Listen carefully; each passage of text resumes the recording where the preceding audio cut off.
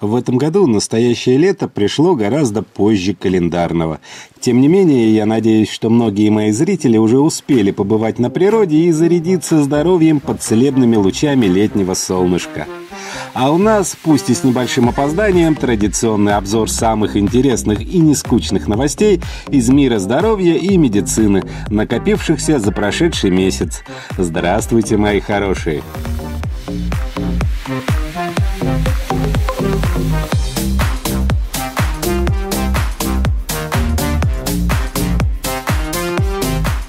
Сегодня очередной выпуск «Нескучного здоровья» расскажет нам о том, что дроны, запускающие сердце после остановки, в скором времени могут заменить скорую помощь. Как идет подготовка к первой в мире пересадке головы человека.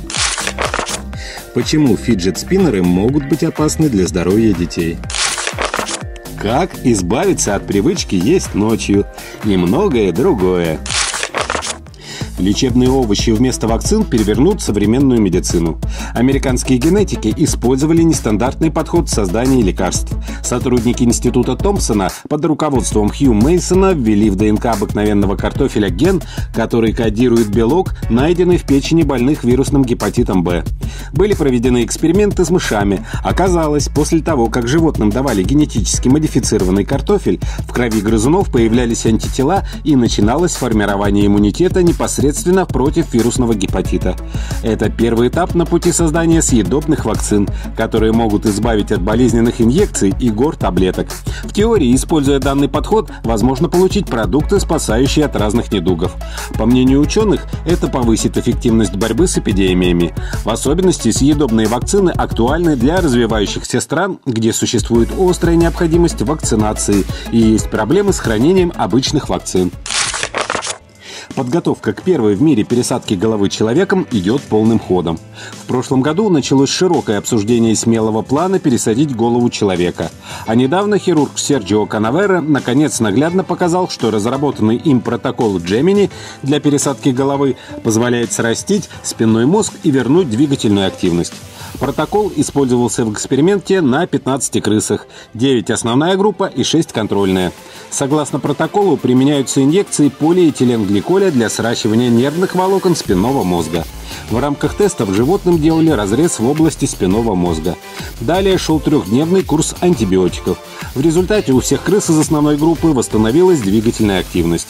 Спустя 28 дней после хирургического вмешательства животные начали самостоятельно передвигаться. Помимо использования полиэтиленгликоля, секрет успешности сращивания спинного мозга кроется в гладкости разреза волокон. Напомним, впервые идею пересадки головы человека итальянский хирург озвучил в 2013 году. Желающие стать добровольцами нашлись не сразу. Первым пациентом хирурга должен был стать российский Валерий Спиридонов, который страдает генетическим заболеванием. Но потом хирург изменил планы, и теперь первым пациентом станет 62-летний китаец. Сообщается, что операция назначена на декабрь этого года. Фиджет-спиннеры могут быть опасны для здоровья детей. Фиджет-спиннеры теперь встречаются на каждом шагу, ими пестрят прилавки, кто-то крутит их на пальцы или достает эту вещь из кармана. Компании, которые производят фиджет-спиннеры, утверждают, что они помогают снять стресс и беспокойство и могут помочь детям при синдроме дефицита внимания и гиперактивности сфокусировать внимание. Но активист по защите окружающей среды из Сан-Франциско Тамара Рубин весной этого года проверила спиннеры на содержание свинца и ртути. Результаты проведенной проверки могут шокировать. Рубин, независимый эксперт по предотвращению загрязнения окружающей среды, сначала протестировала 3 фиджет-спиннера, присланных ей другом на рентгенофлуоресцентном спектрометре. 2 девайса были безопасны, но краска 3-го оказалась с повышенным содержанием свинца и ртути. Позже Рубин проверила еще 6 спиннеров, и в одном из них, приобретенном на специализированном сайте по продаже подобных игрушек, тоже обнаружила значительное количество свинца – 42 800 мг на килограмм. Она отметила, что не у всех потребителей есть доступ к рентгенофлуоресцентному спектрометру, стоимость которого на рынке может доходить до $50 000. Поэтому активистка рекомендует не покупать спиннеры, либо сделать его аналог из частей детского конструктора. Кроме потенциального содержания вредных питательных веществ, популярные игрушки могут таить и другую опасность. Келли Роуз Джонек из Хьюстона. Facebook делится своим опытом в надежде, что это послужит предупреждением другим родителям об опасностях повального увлечения. Она была на пути домой в субботу днем, когда услышала, что ее 10-летняя дочь Британи задыхается на заднем сиденье. Мама потянулась и обнаружила, что дочь проглотила один из подшипников от спиннера. Безуспешно попытавшись выбить маленький кусочек металла с помощью приема Хеймлиха, Джонек отвезла Британи в ближайшую больницу. Рентген показал наличие инородного тела круглого металлического подшипника в пищеводе. В своем посте Джонек написала: «Британи была проведена эндоскопическая операция, чтобы найти и удалить объект. К счастью, результат операции положительный, хотя ожидание было достаточно страшным».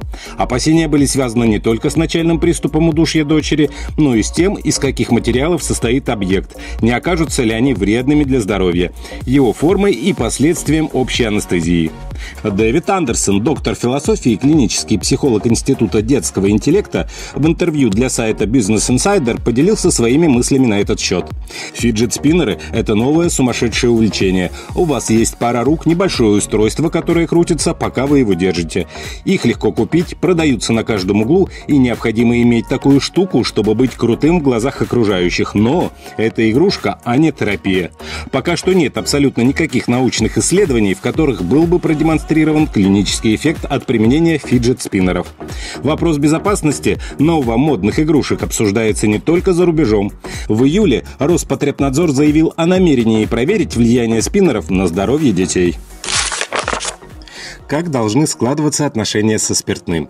Доктор Никола Гейтс из Университета Нового Южного Уэльса полагает, что употреблять спиртные напитки следует согласно нескольким правилам.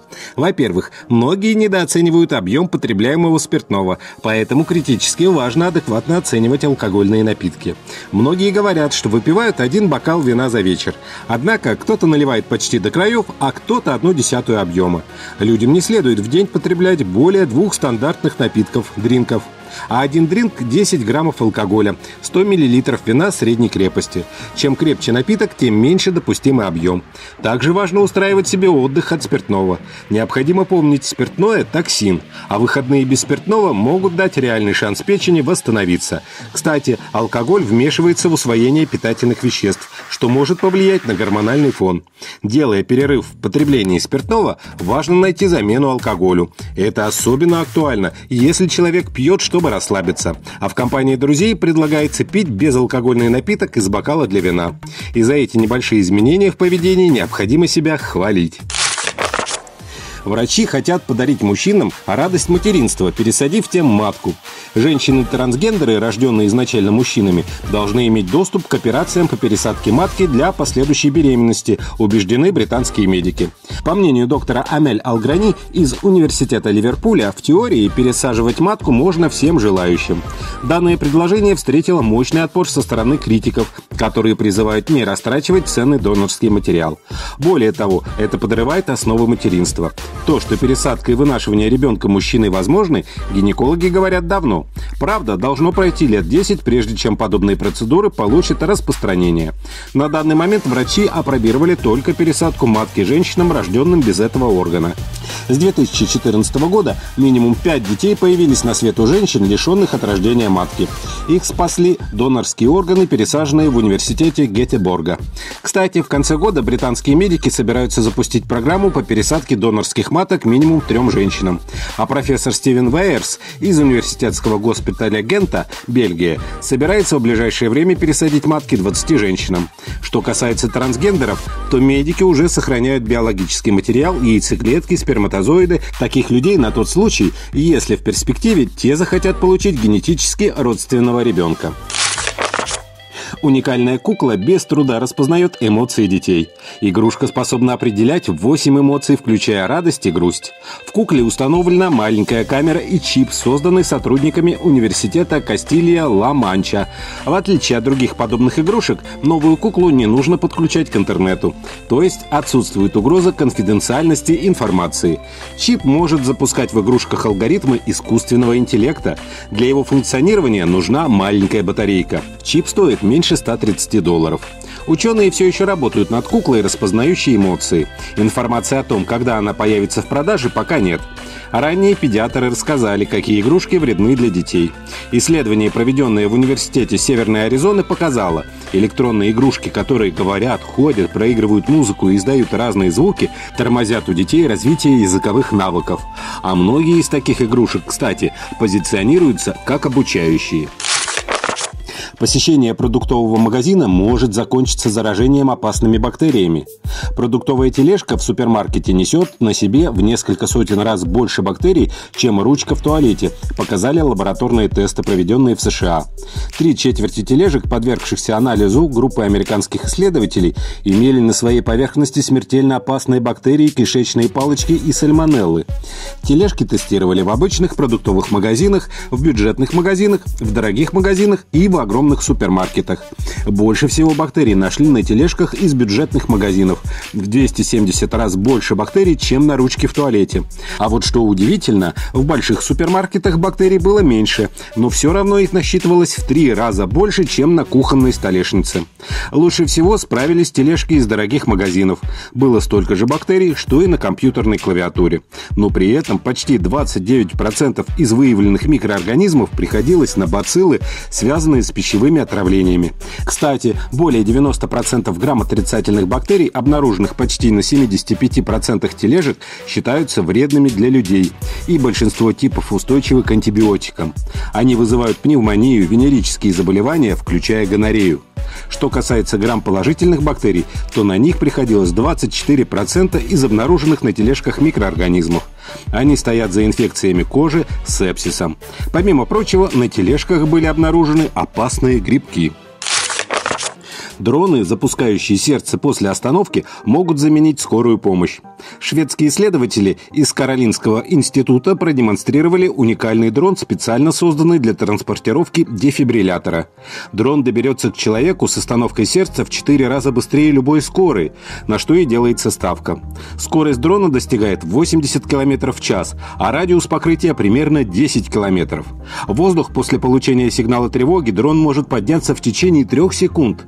Как показали эксперименты, дрон добирался за 5 минут 21 секунду к пациенту, до которого скорая ехала бы 22 минуты.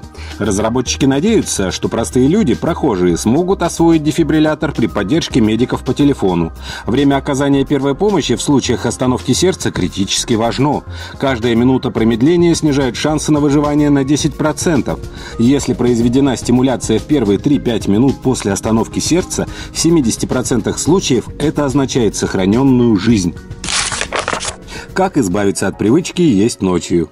Исследования, проведенные учеными из Гарвардского и Орегонского университетов, показали, что циркадные ритмы заставляют людей есть сладкую, соленую и крахмалистую пищу в позднее время суток. Вероятно, это помогло нашим предкам выжить, когда пищи было мало.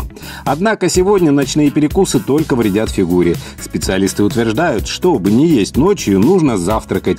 Ученые выяснили, что люди, которые завтракают, реже имеют избыточный вес и переедают позже в течение дня. Еще, по словам экспертов, днем важно употреблять достаточно белка и клетчатки, а ужин должен быть сбалансированным и не слишком ранним. Также ученые советуют не проводить вечером слишком много времени перед экраном телевизора, планшета или смартфона. Такое времяпровождение тесно связано с перееданием. Кроме того, специалисты рекомендуют вести дневник питания. Следует записывать съеденные продукты и свои чувства. Если к перекусам толкают стресс или скука, в следующий раз лучше выбрать другой способ борьбы с ними. Молитва может укрепить здоровье пожилых людей. Ученые из университета Бейлора проанализировали данные 1024 человек в возрасте 65 лет.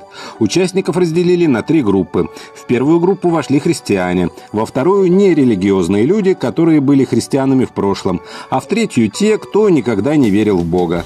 Исследователи обнаружили, восприятие Бога определяло эффект от молитвы. В частности, молитва помогала только тем пожилым людям, которые верили, что Бог защитит и успокоит их, когда будет необходимо. А те, кто в это не верил, оказались подвержены риску возникновения проблем с психическим здоровьем, несмотря на молитвы. Специалисты отмечают, что вера в любовь Бога особенно необходима пожилым людям, столкнувшимся с разными недугами, возрастной дискриминацией, потерей друзей и ухудшением материального положения из-за выхода на пенсию. Религия снижает у таких людей уровень стресса. Отсыпаясь на выходных, вы можете похудеть. Нехватка сна нарушает гормональный баланс и метаболизм, что повышает риск ожирения, гипертонии, ишемической болезни сердца. Люди с недосыпом часто потребляют больше еды, постоянно перекусывают и реже двигаются. Однако, отлежавшись в выходные, возможно восстановить баланс.